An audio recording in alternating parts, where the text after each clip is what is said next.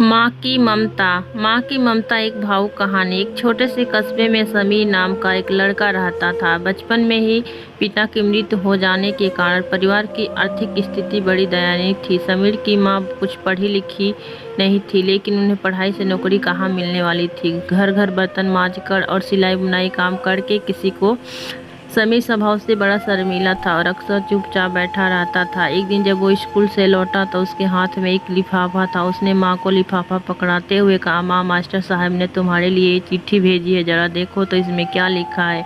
माँ ने मन ही मन चिट्ठी पढ़ी और मुस्कुरा कर बोली, बेटा, इसमें लिखा है कि आपका बेटा काफ़ी होशियार है। इस स्कूल के काफ़ी बच्चों की तुलना में इसका दिमाग बहुत तेज है और हमारे पास इसे पढ़ाने लायक शिक्षा नहीं है, इसलिए कल से आप इसे किसी और स्कूल में भेजें। यह बात सुनकर समीर को स्कूल न जाने सके का दुख हुआ, पर साथ ही उसका मन आत्मविश्वास भर गया कि वो कुछ खास और उसकी बुद्धि तीव्र है।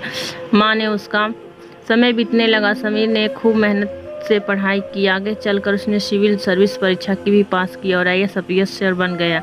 समीर की माँ अब बूढ़ी हो चुकी थी, कई दिन से बीमार भी चल रही थी। एक दिन अचानक उसकी मृत्यु हो गई। समीर के लिए ये बहुत बड़ा आघात था। बिलख बिलख कर रो पड़ा।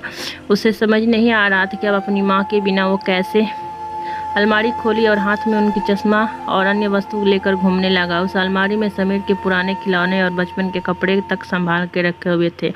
समीर एक एक करके सारी चीज़ें निकालने लगा, तभी उसकी नज़र एक पुरानी चिट्ठी पर पड़ी। दरअसल उस चिट्ठी पर मास्टर साहब ने उसे 18 साल पहले ही नम आंखों से समीर उसे पढ़ने लगा।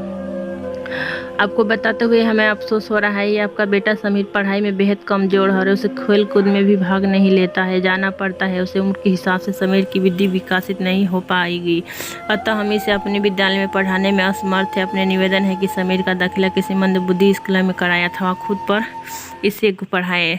समीर, उसकी माँ इस दुनिया में नहीं रही, पर वह जहाँ भी रहेगी उसकी ममता, उनका आशीर्वाद सदा उस